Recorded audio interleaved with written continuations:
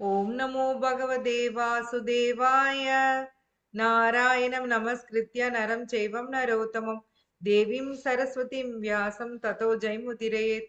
நஷ்டப்ராயேஷு பத்ரேஷு நித்யம் பாகவத சேவையா பகவதி உத்தம ஸ்லோகே பக்திர் பவதி நைஷ்திகி.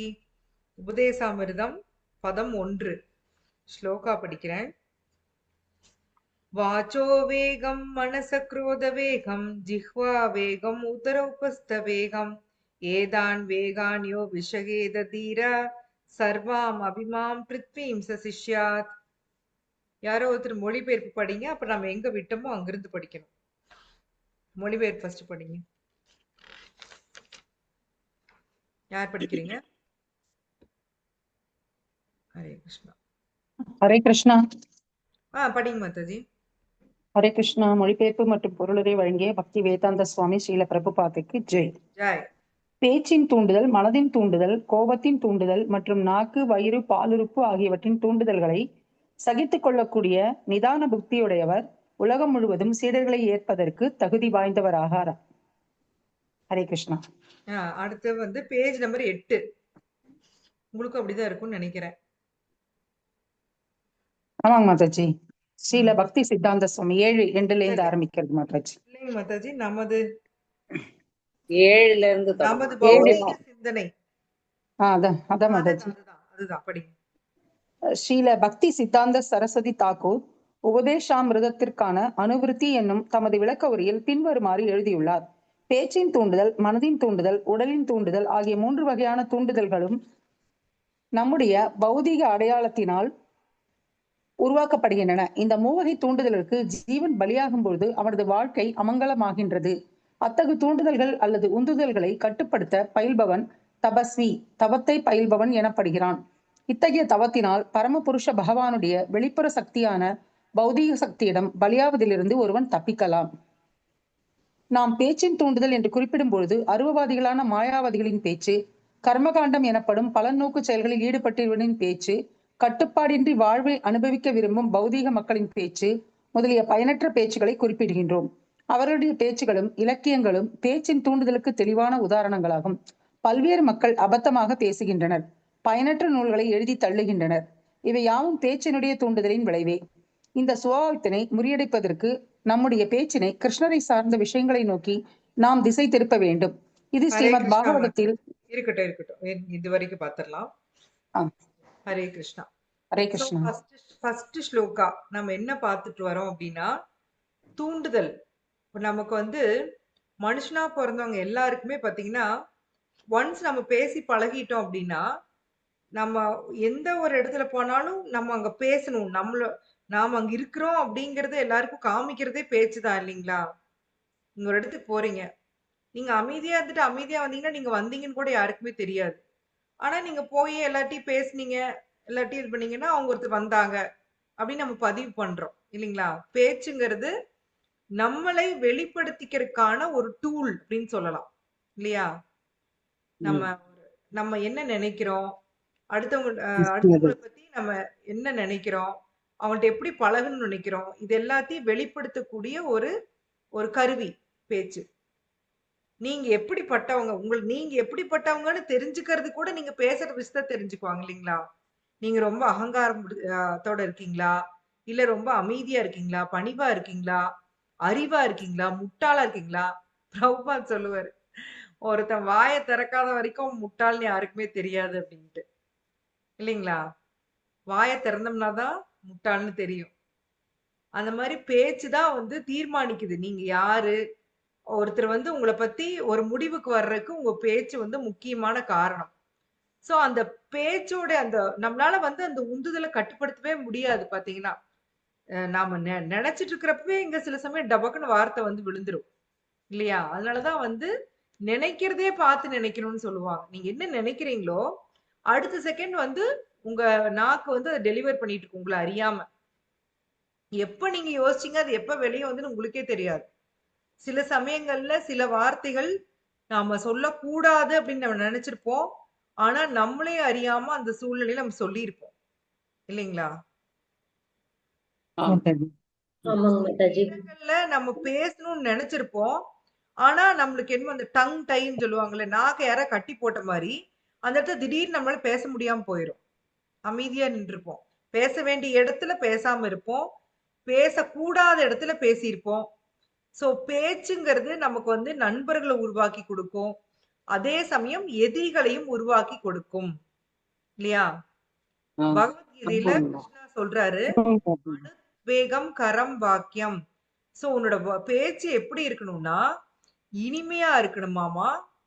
அதாவது நம்ம இனிமையானா அப்படியே என்ன ஜலதரங்க வாசிக்கிற மாரி அப்படி சொல்ல. மத்தவங்கள மனச புண்படுத்தக் கூடாது. அர்த்தம் உள்ளதா இருக்கணுமாமா. சோ அந்த மாரி இருக்கணுமா. நம்ம வந்து நாக்க வந்து அப்படி பண்றதுக்கு பேரெல்லாம் பேச்சு கிடையாது. சரிங்களா? ஒரு சின்ன வயசுல ஒரு வாட்டி எங்க பக்கத்து வீட்டு பையன் என்ன பண்ணுவான்னா, கன்டினியூஸா பேசிட்டே இருப்பான். குட்டி பையன். 4 வயசு பையன். பேசுவான், பேசுவான், பேசிக்கிட்டே இருப்பான். என்ன பேசுறான்னே தெரியாது.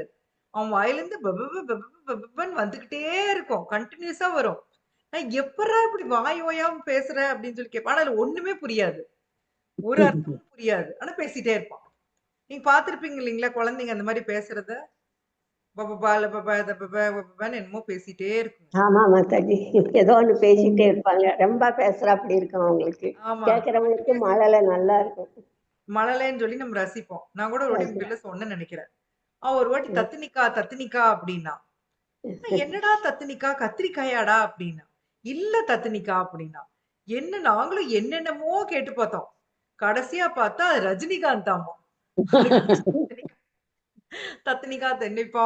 இப்ப அவனுக்கு குழந்தையெல்லாம் பொறந்து அதெல்லாம் பெருசாயிருச்சு. அவன் அப்படி நாங்க விழுந்து விழுந்து சிரிச்சோம் அவன் சொன்னத நெனச்சு. சோ அந்த நாக்கு வந்து அப்படி பேசிட்டே இருக்கறதுக்கு அவன் மைண்ட் வந்து அவனுக்கு ஆர்டர் பண்ணுது.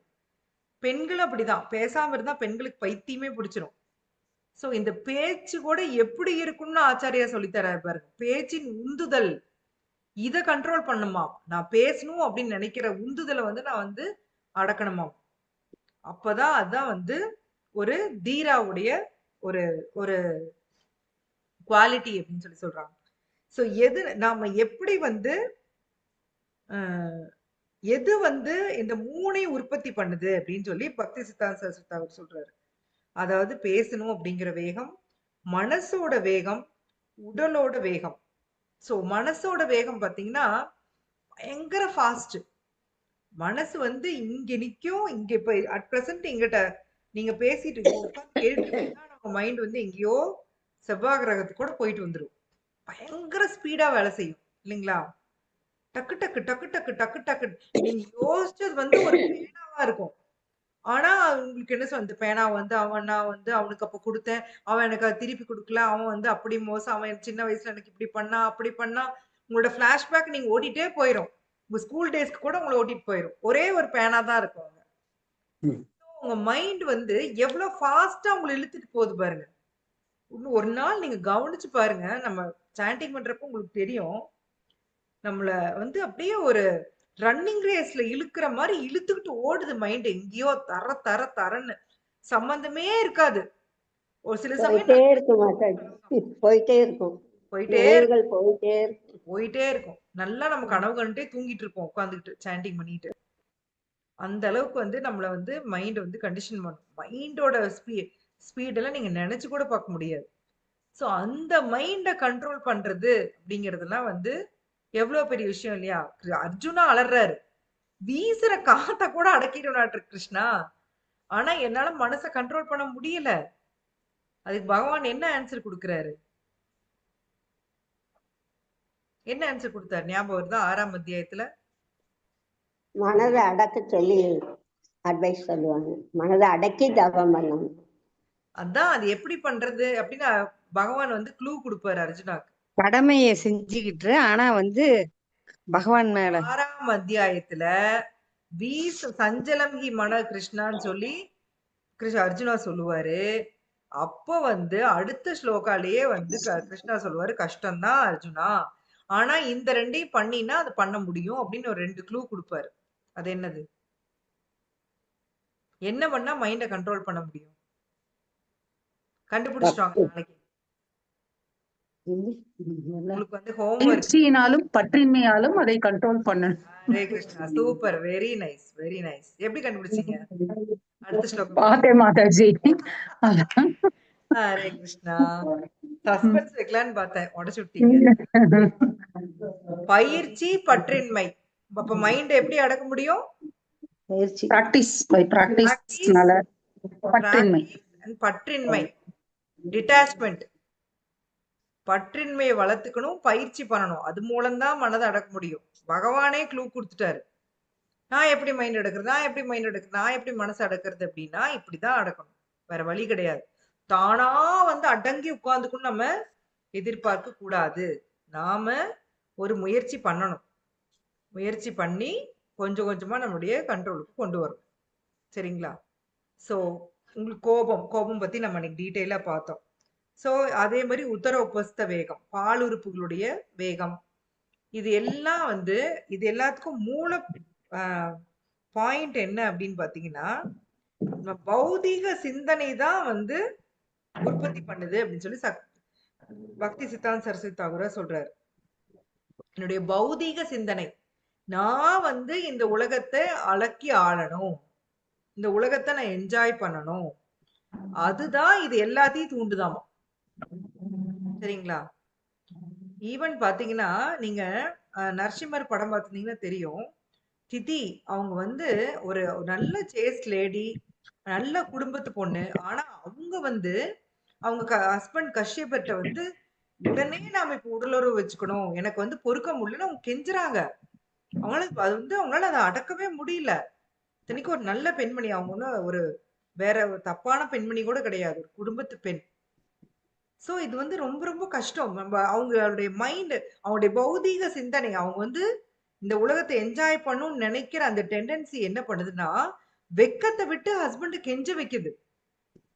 சோ நீங்களாம் நினைக்கலாம், நான்லாம் ரொம்ப நல்லவங்க, நான்லாம் அப்படி இல்லைங்க அப்படி நினைக்கவே நினைச்சிடாது. சரிங்களா? இங்க இருக்கிறோம் அப்படின்னாவே நம்ம இந்த எல்லாத்தையும் பண்ணி முடிச்சுட்டு தான் வந்திருக்கோம்.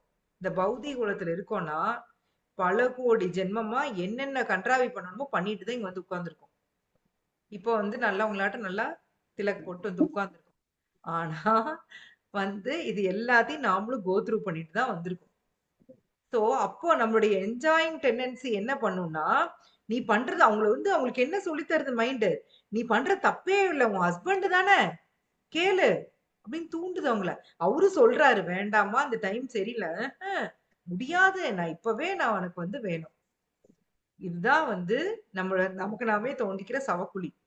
பௌதீக என்ஜாய்மெண்ட் தான் நமக்கு நாமே தோண்டிக்கிற சவக்குழி. உண்மையிலேயே இந்த பௌதீக என்ஜாய்மெண்ட் டிட்டாச் ஆயிட்டோம்னா எவ்வளவோ நிம்மதியா இருக்கலாம், உண்மையிலேயே நிம்மதியா இருக்கலாம். இந்த உலகத்திலேயே அதாவது இப்ப நீங்க வாழ்ந்துட்டு இருக்கிற இந்த வாழ்க்கையிலேயே நீங்க அந்த டிட்டாச்மெண்ட் வந்துருச்சு அப்படின்னா நிம்மதியா ஒரு ஆத்மாவா நம்மளை உணர்ந்து நிம்மதியா வாழலாம். ஆனா நம்ம அவ்வளவு சீக்கிரம் அப்படி போகிறதுக்கு நம்மள மாயா விட மாட்டாங்க. நாம எங்க போனாலும் மாயா நம்மள திருப்பி தரன்னு புடிச்சு இழுத்துட்டு வந்து தன் கண்ட்ரோல் வைக்கதான் பார்ப்பாங்க. ஆனா போன இந்த ஸ்லோகால பார்த்தோம், கிருஷ்ண சூரிய சமஸ்தவா மாயா அந்தகாரம். கிருஷ்ணா வந்து சூரியனுக்கு சமம், மாயா வந்து என்ன சமம், எதுக்கு சமம்? அந்தகாரம், இருள். சமம்.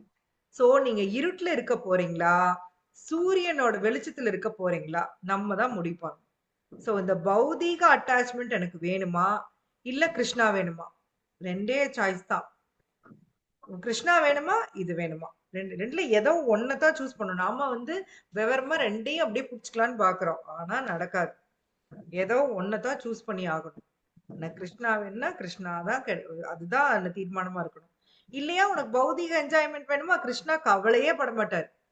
நீங்க இன்னும் எவ்வளவு ஜென்மம் நீங்க என்ஜாய் பண்ணணும்னு நினைச்சீங்கனாலும் திருப்பி திருப்பி அவர் எல்லாத்துக்கும் உங்களுக்கு அதுக்கு உண்டான ஃபெசிலிட்டி எல்லாம் பண்ணி கொடுத்துட்டு நீ ஜாலியா உட்காந்து வெடிக்க வைப்பாரு. நாம தான் முடிவு பண்ணணும், திருப்பி திருப்பி இதுல போய் மாட்டிக்கிட்டு சிக்கி சீராளினுமான்னு யோசிச்சுக்கணும். சரிங்களா? மார்க்கண்டேய ரிஷி பத்தி நான் உங்களுக்கு சொல்லியிருக்கிறேன். அவர் ஒரு வாட்டி பிரளயத்தை பார்க்கணும்னு கேட்ட குளிக்கு அவரு வந்து பல கோடி வருஷம் அப்படியே அந்த பிரளயத்துக்குள்ளேயே வாழ்ந்துட்டு இருந்தாராமா. மனுஷன் சிக்கி சின்ன பின்னமாய் வெளியே வர்றாரு. அந்த மாதிரி நாமளும் வந்து திருப்பி திருப்பி இந்த பௌதீக சூழல்ல வந்து மாட்டிக்கணுமா அப்படின்னு நம்ம தான் முடிவு பண்ணணும். சோ இந்த 3 வகையான உந்துதல்கள் வந்து நாம பலியாகிறப்போ வாழ்க்கை அமங்கலமாகுது. சோ இத வந்து யாரு வந்து கண்ட்ரோல் பண்றாங்களோ அவங்க வந்து தபஸ்வி அப்படின்னு சொல்லி பிரபுபாதர் கொடுக்கிறாரு. சோ இந்த தவத்தினால என்ன ஆகும்னா பகவானின் பகிரங்க சக்தியான ஜடசக்திக்கு பலியாவதுல இருந்து ஒருத்தன் தப்பலாம். சோ மாயாவுக்கு அடிமையாகிறது இருந்து ஒருத்தன் வந்து தப்பிக்க முடியும். சோ உபயோகமற்ற பேச்சு நம்ம பார்த்தோம். அருவவாதி அவங்களோட இதெல்லாம் பார்த்தோம் நம்ம.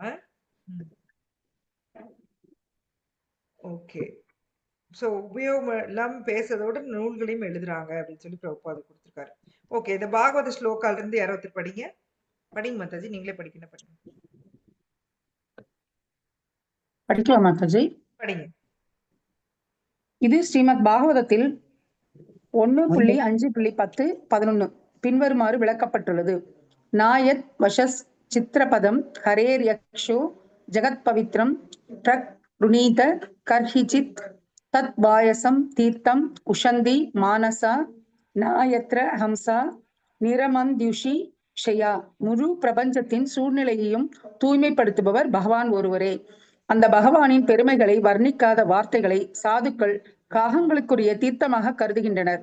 பூரண பக்குவமுடைய நபர்கள் தெய்வீக திருத்தலத்தில் வசிப்பவர்கள் என்பதால் அவர்கள் காகங்களுக்குரிய அந்த இடத்தில் எந்த இன்பத்தையும் பெறுவதில்லை. படிங்க மாதாஜி, படிங்க. தத்வாக் விசர்கோ ஜனதாக விப்ளவோ படிங்க. வேற யார படிக்கிறீங்களா?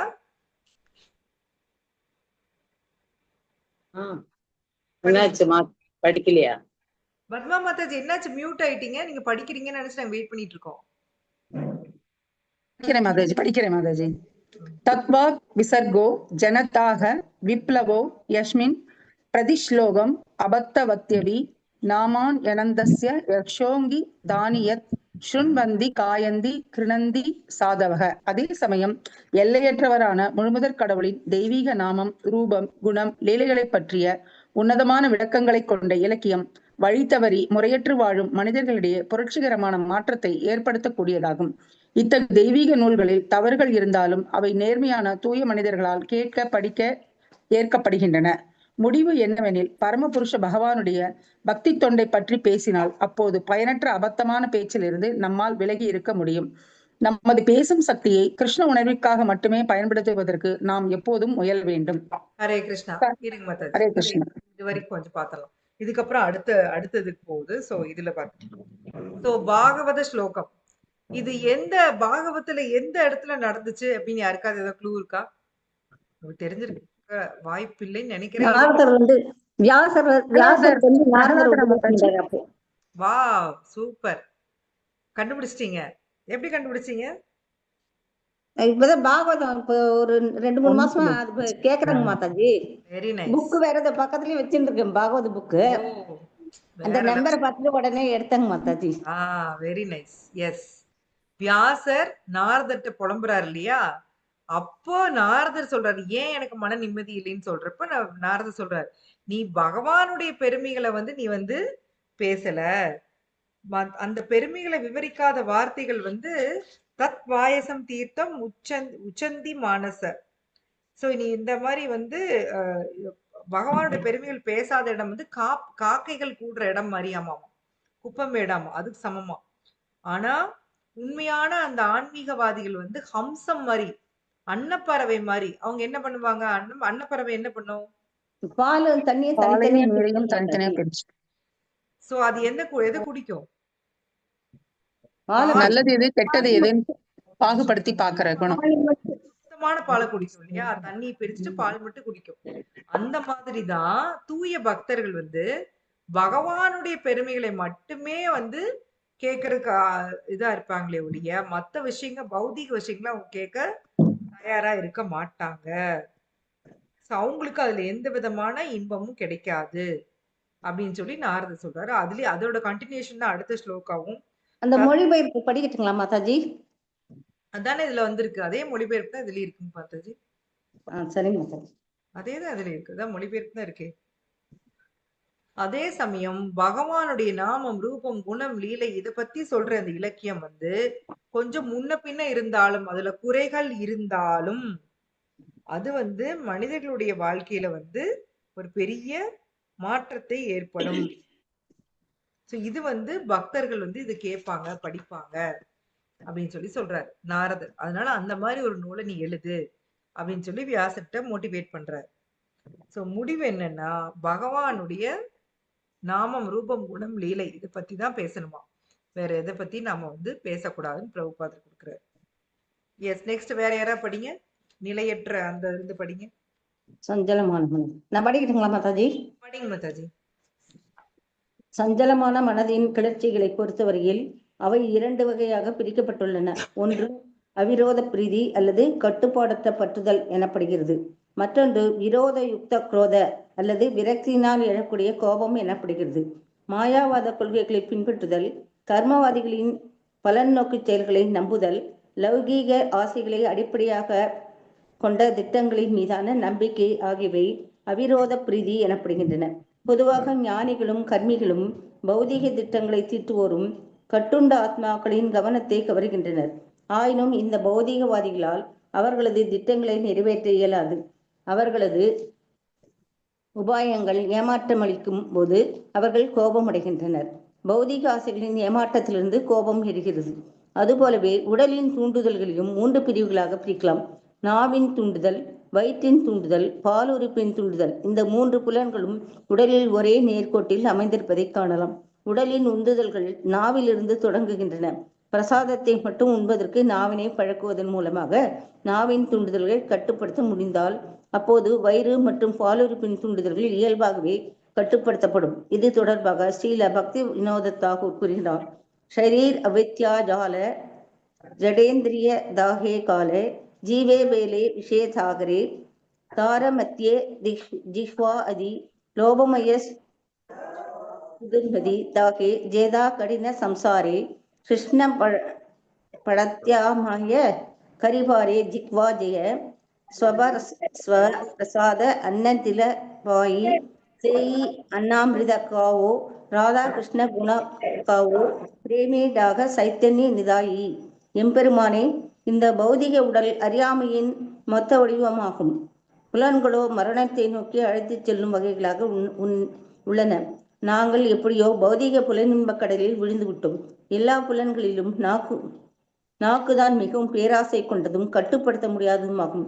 இவ்வுலகில் நாவை வெல்வது மிகவும் கடினமானதாகும். இருந்தும் அன்புள்ள கிருஷ்ணரே, நீங்கள் எங்கள் மீது மிகவும் கருணை கொண்டுள்ளீர். நாவினை வெல்வதற்கு எங்களுக்கு உதவும் பொருட்டு இந்த அருமையான பிரசாதத்தை அனுப்பியுள்ளீர். எனவே நாங்கள் இந்த பிரசாதத்தின் முழு திருப்தியுடன் ஏற்கின்றோம். ஸ்ரீ ஸ்ரீ ராதாகிருஷ்ணரை புகழ்கின்றோம். பிரேமையுடன் சைத்தன்ய மகாபிரபுவையும் நித்யானந்த பிரபுவையும் அழைக்கின்றோம். ஹரே கிருஷ்ணா மாதாஜி. ஒரு நிமிஷம், நாம இது அடுத்த டாபிக்கே வந்துருச்சு. அந்த மைண்ட் இதை பத்தி பார்த்துட்டு அடுத்தது போலாம். மனதின் கிளர்ச்சிகள் வந்து எத்தனை வகைப்படும் சொல்லி பிரபுபாதர் கொடுத்திருக்காரு? மனதின் கிளர்ச்சி 2 இங்க கொடுத்திருக்காங்க பாருங்க. அவிரோத பிரீதி, விரோத யுக்த குரோத. சரிங்களா? ஏமாற்றத்தினால் எழும் கோபம். மாயாவாத தத்துவத்தை பின்பற்றது, இதெல்லாம் வந்து பௌதீக ஆசைகளை அடிப்படையாக கொண்ட திட்டங்களை நம்பிக்கை வைக்கிறது. இதெல்லாம் வந்து அவிரோத பிரீத்தி. பிரீத்தி அப்படின்னா அன்பு, சரியா? விரோத பிரீத்தி அப்படின்னு சொல்றாங்க. தவறான அவிரோத பிரீத்தி. ஏமாற்றத்தின் இல்ல இது வந்து என்னன்னா பௌதீக திட்டங்கள் மேல நம்பிக்கை வைக்கிறது. ஒரே நிமிஷம்.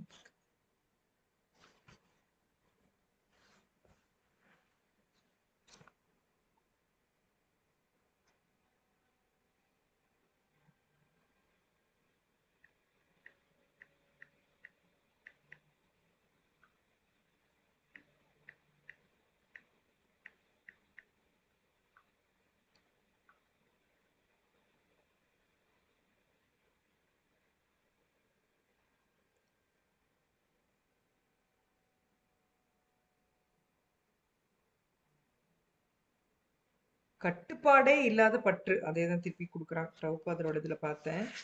இங்கிலீஷ்லயும் அதே தான் வந்திருக்கு. Unrestricted attachment. எதுல வேணாலும் நம்ம வந்து பற்று வைக்கிறது. விரோத பிரீத்தி அப்படிங்கிறது என்னன்னா, எந்த எனக்கு ஒண்ணு வேணும் அப்படின்னா, அது வந்து என்னுடைய எந்த ரெஸ்ட்ரிக்ஷனும் இல்லாம நான் வந்து அது மேல பற்று வைக்கிறது. கட்டுப்பாடு இல்லாத பற்று. Unrestricted attachment. விரோத யுக்த குரோத அப்படின்னா, அது கிடைக்காதப்ப எழக்கூடிய கோபம். இப்போ உனக்கு நான் ஆசைப்படுறேன், அது கிடைக்கலன்னா எனக்கு என்ன நடக்கும்? கோபம். கோபம் வரும் இல்லையா? சோ இந்த மாதிரி மைண்ட் வந்து 2 விதமா நம்மள வந்து ட்ரிக் பண்ணுது. சோ அதான் வந்து பிரபுபாதர் குடுக்குறாரு. அது வந்து மைண்டு. மனதின் கிளர்ச்சிகளை வந்து 2 பிரிவா பிரிச்சு சொல்றாரு. சோ அடுத்தது வந்து உடல் தேவைகள். நாம சொன்ன மாதிரி நாக்கு, வயிறு, பாலுறு மூணுமே எப்படி இருக்கு? ஒரே நேர்கோட்டுல இருக்கு. சோ இந்த ஸ்லோகா நான் உங்களுக்கு ஒரு வாட்டி சொல்லி கொடுக்க ட்ரை பண்ணேன். ஆனா உங்களுக்குலாம் வாயிலே வரல, அதான் விட்டோம். சரீர அவித்யா ஜால் ஞாபகம் இருக்கா? ஜோதேந்திரிய ஜாகைகால் जीवे पहले विषय दागेगाल जोधेंद्रिय दागेगाल जीवे पहले विशेष आगोरे தாரா மதி ஜிக்வாதி லோபமை சுர்மதி தாகே ஜேதே கடின சம்சாரி. ஆக்சுவலி இது வந்து நம்ம ஒவ்வொரு வாட்டியும் சாப்பிடறதுக்கு முன்னாடி இந்த ப்ரேயர் சொல்லணும். இதோட அர்த்தம் என்ன அப்படின்னா, இந்த சரீர அவித்யா ஜாலம், இந்த உடல் வந்து அறியாமையுடைய மொத்த வடிவம். சோ நம்முடைய அந்த இந்திரியங்கள் என்ன பண்ணுதுன்னா, மரணத்தை நோக்கி சொல்லும் வழிகளின் பிணைப்பாமா. எப்படியோ நான் தெரியாம இந்த ஜட வாழ்க்கையில விழுந்துட்டேன். நீங்க வந்து அதுலயும் நாக்கு தான் வந்து புலன்கள். நாக்கு ரொம்ப டேஞ்சரஸ். அது நீங்க என் மேல அன்புடையவரா இருக்கீங்க. நாக்கு அடக்கறதுக்கு எனக்கு பிரசாதம் கொடுங்க. சோ இத வந்து நான் இந்த பிரசாதத்தை சாப்பிட்டு உங்களை போற்றி புகழணும். அதுக்கு வந்து நான் பிரேம் டகர் சைத்தன்ய நித்தாய் அன்புடன் சைத்தன்யரையும் நித்யானந்தருக்கு உதவிக்கு கூப்பிடலாம். சோ இந்த ஸ்லோகா தான் பிரபுபாதர் நம்மளுக்கு வந்து பிரசாதம் எடுத்துக்கிறதுக்கு முன்னாடி சொல்லி கொடுத்திருக்காரு. இருக்கு மாதாஜி, நீங்க கொடுத்திருக்கீங்க. இந்த எனக்கு இந்த லாஸ்ட் அண்ணாமிருத காவோ ராதா கிருஷ்ண குணம் இது எங்கேயோ கேட்ட மாதிரி ஒரு இது ஞாபகம் வந்தது மாதாஜி. அது நீங்க இப்பதான் லைன் பை லைன் நம்ம சொல்லி கொடுத்தேன். ஆனா உங்களுக்கு எல்லாம் அது வாயிலே வர மாட்டேங்குது. அதான் எழுதி வச்சிருக்கேன். அப்பதான் தெரியுது. இப்ப பாருங்க, எழுதி வச்சிருக்கேன்.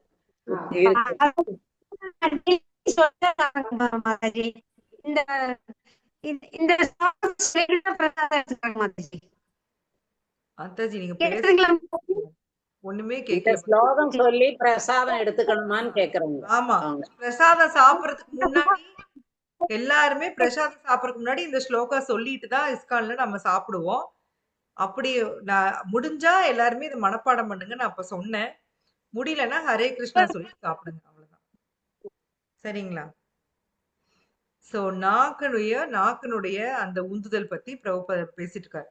ஆனா அடுத்த பேராகிராஃப் ரொம்ப இன்ட்ரெஸ்டிங்கா இருக்கும். படிங்க. அடுத்தது வேற யாராவது படிக்கிறீங்களா? சாந்தி மாதாஜி படிக்கிறீங்களா? நான் லேட்டா வந்தேன். இப்ப எந்த இடத்துல இருக்குன்னு எனக்கு தெரியல. என்ன நடக்குதுன்னே புரியல. 11வது பேஜ்ல பாருங்க. ரெண்டாவது இது நாங்க 6 வகையான ரசங்கள் அதுல இருந்து படிங்க. 6 வகையான சுவைகள். 6 வகையான ரசங்கள் உள்ளன. ஒருவன் அவற்றில் ஏதேனும் ஒன்றினால் சஞ்சலம் அடைந்தால் அவன் நாவின் உந்துதலாலும் கட்டுப்படுத்தப்படுகிறான். சிலர் மாமிசம், மீன், நண்டு, முட்டை மற்றும் பிந்துவினாலும் இரத்தத்தினாலும் உருவாகி மடிந்த உடல்களை உண்ண விரும்புகின்றனர். வேறு சிலரோ காய்கறிகள், கொடிகள், கீரைகள் அல்லது பால் பொருள்களினால் கவரப்படுகின்றனர். ஆயினும் அவை அனைத்தும் நாவினுடைய உந்துதல்களை திருப்திப்படுத்துவதற்காகவே ஏற்படுத்தப்படுகின்றன. அதுபோல புலனின்பத்திற்காக உண்பதும், மிளகாய், புளி, மசாலா முதலிய மசாலா பொருட்களை அதிக அளவில் பயன்படுத்துவதும் கிருஷ்ண உணர்வுடைய நபர்களால் கைவிடப்பட வேண்டியவை. வெற்றிலை, கஞ்சா, பாக்கு, புகையிலை, பீடாவில் உள்ள பல வாசனை பொருட்கள், LSD, மரிஜுவானா, அபின், சாராயம், காபி, தேநீர் முதலிய தவறான உந்துதல்களை திருப்திப்படுத்துவதற்காக பயன்படுத்தப்படுகின்றன.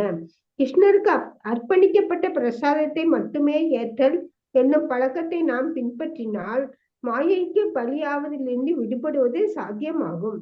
பகவான் கிருஷ்ணரே கூறுவதன்படி காய்கறிகள், தானியங்கள், பழங்கள், பால் பொருட்கள், நீர் முதலியவை அவருக்கு அர்ப்பணிக்க தகுந்த உணவாகும். அதே நேரத்தில் ஒருவன் சுவைக்காக மட்டும் பிரசாதத்தினை ஏற்று அதிகமாக உண்டால் அவனும் நாவின் உந்துதல்களை திருப்திப்படுத்துவதற்கான முயற்சிக்கு பலியாகிறான். பிரசாதம் உண்ணும்போது கூட மிகவும் சுவையான பதார்த்தங்களை தவிர்க்கும்படி ஸ்ரீ சைத்தன்ய மகாபிரபு நமக்கு கற்பித்துள்ளார். அருமையான உணவினை உண்பதற்கான எண்ணத்துடன் விக்கிரகத்திற்கு சுவையான பதார்த்தங்களை நாம் அர்ப்பணித்தால் நாவின் உந்துதல்களை திருப்திப்படுத்துவதற்கான முயற்சியில் நாம் ஈடுபடுகிறோம். சைத்தன்ய சரிசாமிரதத்தில் அந்நிய லீலை 6.227 பின்வருமாறு கூறப்பட்டுள்ளது. ஜீவாரே லாலாசே ஜெயி இதி உதிதாயா சிஷ்ணோத பராயண கிருஷ்ணனாகி பாயா. எவனொருவன் நாவிற்கு அடிமையாகி அதனை திருப்திப்படுத்த அங்கும் இங்கும் செல்கிறானோ அவன் பாலுறுப்பு மற்றும் வயிற்றுக்கான தொண்டில் ஈடுபட்டுள்ளான். அவனால் கிருஷ்ணரை அடைய இயலாது.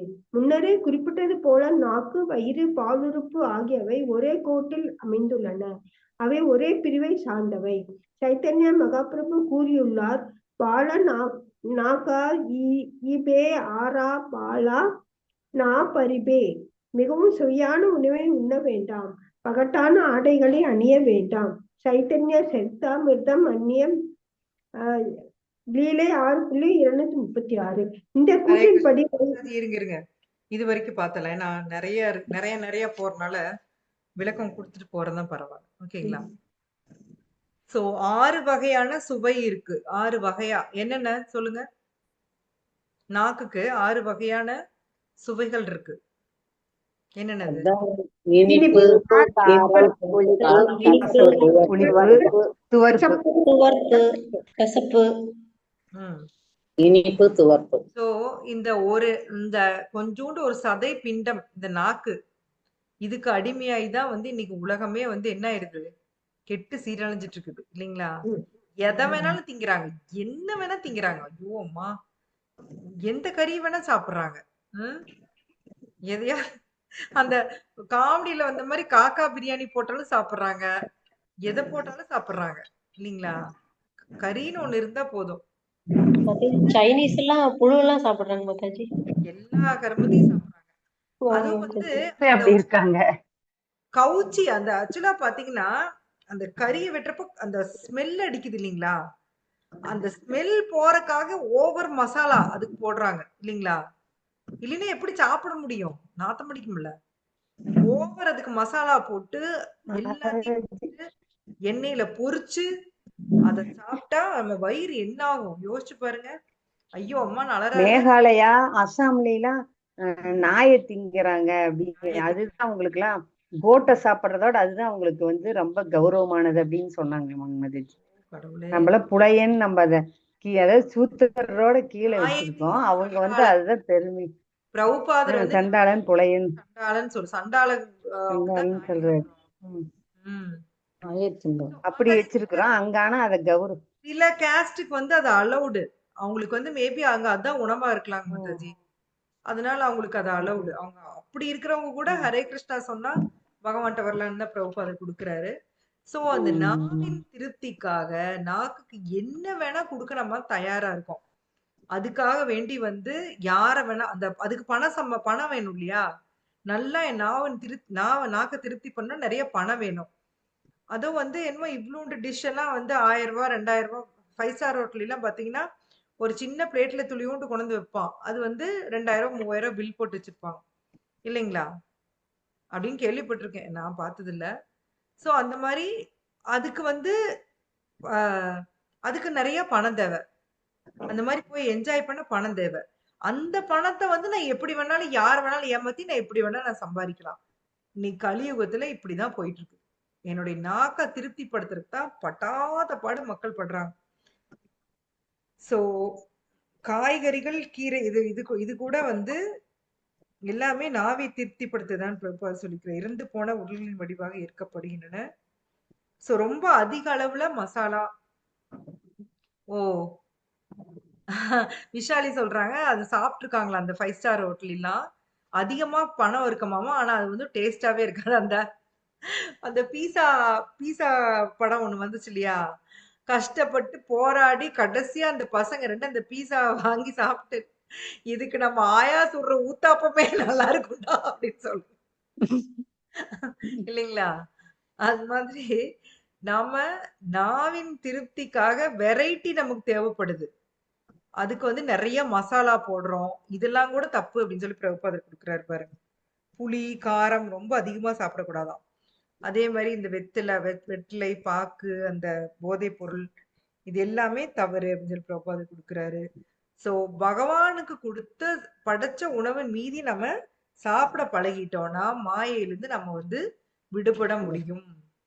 சோ காய்கறி, தானியம், பழம் இதெல்லாம் வந்து பாலு இதெல்லாம் கிருஷ்ணாக்கு வந்து நம்ம குடுக்கலாம்.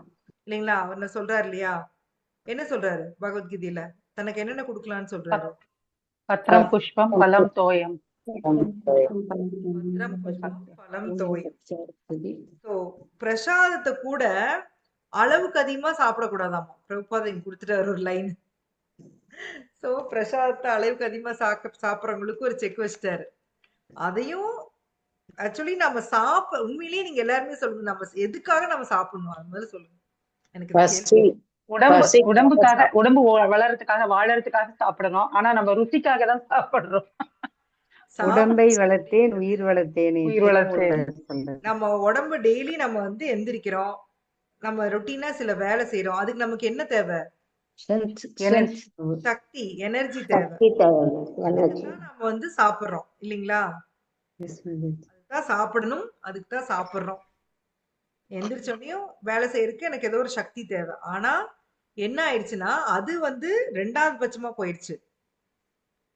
எனக்கு என்ன பிடிக்கும்? நமக்கு பிடிக்காத உணவா இருந்தா பசிச்சாலுமே நம்ம சாப்பிட மாட்டோம் இல்லையா? ஐயய்யா இதையா சாப்பிடுறது எனக்கு வேண்டாம். எனக்கு கம்முனு நான் சாப்பிடாமயே இருந்துக்கிறேன்.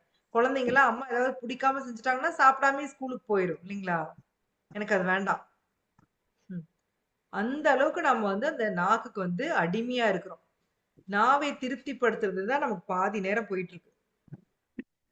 சோ பிரசாதம் உண்ணும் போது கூட அந்த அறுசுவை உணர்வுல தவிர்க்கணும்னு மகாபிரபு சொல்லி கொடுத்திருக்காரு. சோ நாவை திருப்திப்படுத்துறதுக்கு இங்கும் அங்கும் ஓடுபவன் என்ன ஆகுறான்னா தன் வயிறு பால் உறுப்பு ஆகியவற்றின் திருப்தியில் எப்போதும் பற்று கொண்டிருப்பவன்.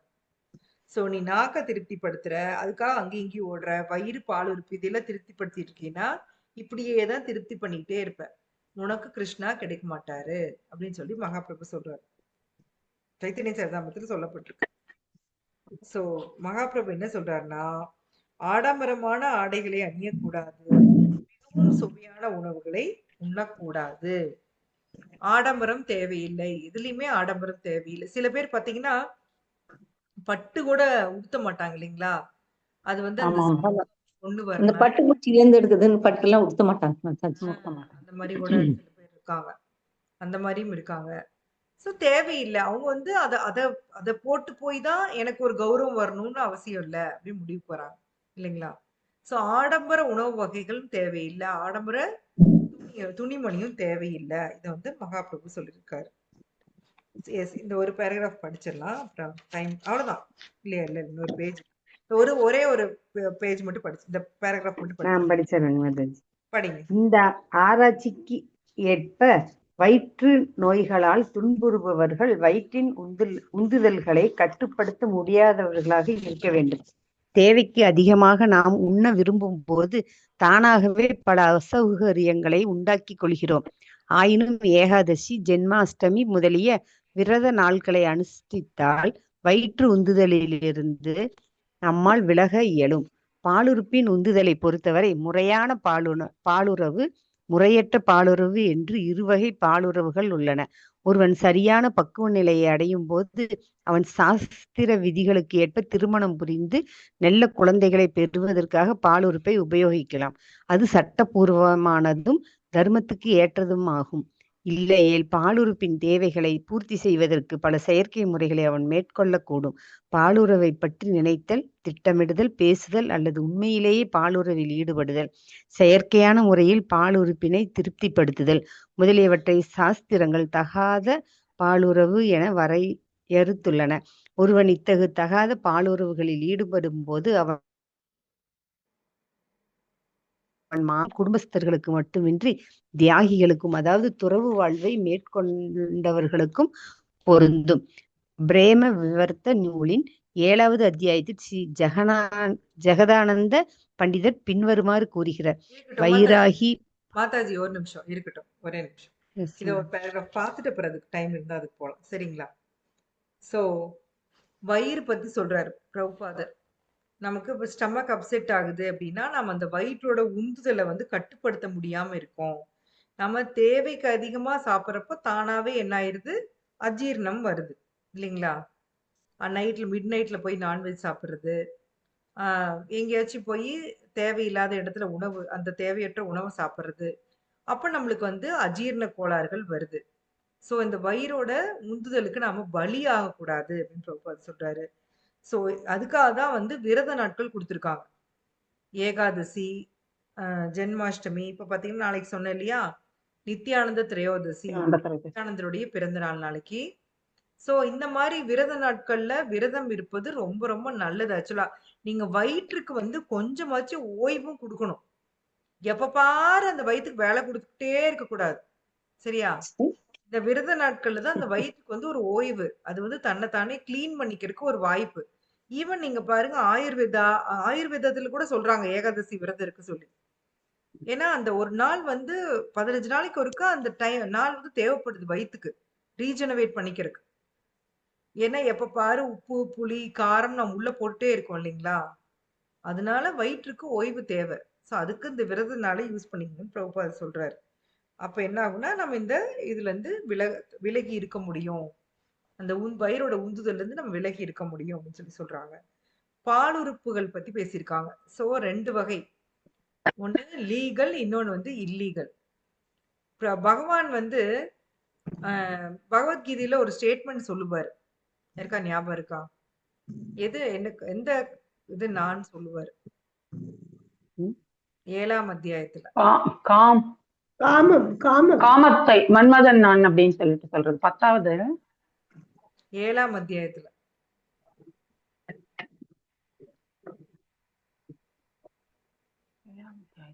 தர்மத்துக்கு விரோதம் இல்லாத காமம் நான் அப்படின்னு சொல்லுவாங்க, சரிங்களா? படிச்சிருக்கீங்களா? ஞாபகம்? அது கூட தான் சொல்றாரு, தர்மத்துக்கு விரோதம் இல்லாத காமம். அதாவது கல்யாணமாயி ரெகுலரா முறைப்படி கல்யாணமாயி குழந்தை பெத்துக்கிறாங்க இல்லையா, அந்த காமம் கூட தான் பகவான் சொல்றாரு. சோ அந்த மாதிரி நமக்கு வந்து அதெல்லாம் அலௌடு, ரெகுலரைஸ்டு. கல்யாணம் பண்ணிக்கிறதே எதுக்காக அப்படின்னா குழந்தை பெறுவதற்காக. செக்ஸ் வச்சுக்கிறது எதுக்குன்னா அதுக்காக மட்டுமே. அதோட சரி, அதை அந்த உறுப்புகளை தேவையில்லாம யூஸ் பண்ணணும் அப்படின்னா மறுபடியும் அதுக்கு பனிஷ்மெண்ட் வேணுமா வேண்டாமா சொல்லுங்க? அதுக்குண்டான பனிஷ்மெண்ட் வேணும் இல்லையா? கண்டிப்பா அடுத்த ஜென்மத்துல அதுக்கு பனிஷ்மெண்ட் ரெடியா இருக்கு. யார் யாரு இப்ப எந்தெந்த உறுப்பை கண்டபடி யூஸ் பண்றாங்களோ அவங்களெல்லாம் பாத்தீங்கன்னா தயவுசெய்து சொல்லிருங்க, கண்டிப்பா பனிஷ்மெண்ட் ரெடியா இருக்கு அவங்களுக்கெல்லாம். அது சம்பந்தமான பிரச்சனையே அவங்க ஃபேஸ் பண்ணுவாங்க. என்னென்ன பண்ணமோ அது கண்டிப்பா நம்ம வந்து அனுபவிச்சே ஆகணும். 1% கூட யாருமே இதுல இருந்து தப்பிக்க முடியாது. சோ அந்த சொல்லவே வேண்டியது இல்லைங்க மதர்ஜி, வாய் தான் எல்லாரும் பேசுறாங்க, அவங்களே இப்ப அனுபவிக்கிறத நம்ம பார்த்துட்டு தான் இருக்கிறோம். அதனால நம்ம எதுவுமே பேசாத அமைதியா இருந்தோம்னாவே நடக்குதுங்க மதர்ஜி. எஸ். சோ இது அவங்களுக்கும் பாருங்க, அது சம்பந்தப்பட்ட வியாதி வரும், அதுல வந்து ஏதோ ஒரு பிரச்சனை வரும். சோ பணம் இருந்தா அன்லிமிட்டடா எல்லாத்தையும் என்ஜாய் பண்ணலாம்னு முடிவு பண்ணிக்கிறாங்க. பணம் அதுக்காக உங்களுக்கு கொடுக்கப்படல. இந்த நீங்க போன ஜென்மத்துல செஞ்ச சில நற்பயன்களால் உங்களுக்கு இப்ப பணம் கிடைக்கலாம். அந்த பணம் நிரந்தரமானது கிடையாது. இப்ப நீங்க இந்த உடம்புல ஒரு 30-40 வருஷம் அனுபவிப்பீங்க, அவ்வளவுதான். இப்போ நீங்க திருப்பியும் புண்ணிய கர்மாவை செஞ்சீங்கன்னாவோ இல்ல பகவானுக்கு அந்த பணத்தை கொடுத்தீங்கன்னாவோ மட்டும்தான் அந்த பணத்துக்கு ஒரு பிரயோஜனம் உண்டு. உங்களோட என்ஜாய்மெண்ட்டுக்கு அந்த பணத்தை யூஸ் பண்ணி கண்டபடி உங்களோட உறுப்புகளை கண்டபடி யூஸ் பண்ணீங்கன்னா அதுக்கு பனிஷ்மெண்ட் யமராஜ் ரெடியா வச்சிருப்பாரு. அதுக்கப்புறம் பாத்தீங்கன்னா அந்த பனிஷ்மெண்ட் அவங்களுக்கு கிடைக்கிறப்ப ஐயோ லப லப லப லபோ கடவுள் இருக்காரா இல்லையா, அப்படி ஒருத்தர் இந்த உலகத்திலேயே இல்ல டாய் டூங்கிறது ஆடுறது நாம. அதுக்கு உண்டான பனிஷ்மெண்ட் அப்ப நம்ம தானே அனுபவிக்கணும். ஸோ எல்லாத்தையுமே நம்ம கரெக்டா யூஸ் பண்ணணும். ஸோ பாலுறுப்பு கொடுக்கப்பட்டிருக்கிறது எதுக்குன்னா குழந்தை பெத்துக்கிறதுக்கு, கிருஷ்ண உணர்வுள்ள குழந்தைகளை பெத்து கிருஷ்ண உணர்வை பரப்புறதுதானே ஒழிய நம்மளோட என்ஜாய்மெண்ட்டுக்கு அது கிடையாது. அது கண்டபடி போயிட்டு இருக்கு. சரிங்களா, கண்டபடி கண்டபேனிக்கு கண்ட விதமா போயிட்டு இருக்கு. ஸோ அதெல்லாம் தவறு அப்படின்னு சொல்லி சொல்லியிருக்காங்க. சரி இது இருக்கட்டும், நம்ம அடுத்த மறுபடியும் அடுத்த கிளாஸ்ல பார்க்கலாம். அவசரமா முடிக்க வேண்டாம், பொறுமையா போலாம். ஸோ இது ஒரு சின்ன ஒரு டிவிஷன் மாதிரி நம்ம பார்த்துடலாம். நம்ம இன்னைக்கு என்னென்ன பார்த்துருக்கோம் அப்படின்னா, ஸோ பக்தி சித்தாந்த சரஸ்வதி தாகூர் சொன்னது நம்ம பார்த்தோம் இல்லைங்களா. 3 வகையான உந்துதலுக்கு முக்கியமான காரணம் பௌதீக சிந்தனை அப்படின்னு சொல்லியிருக்காரு.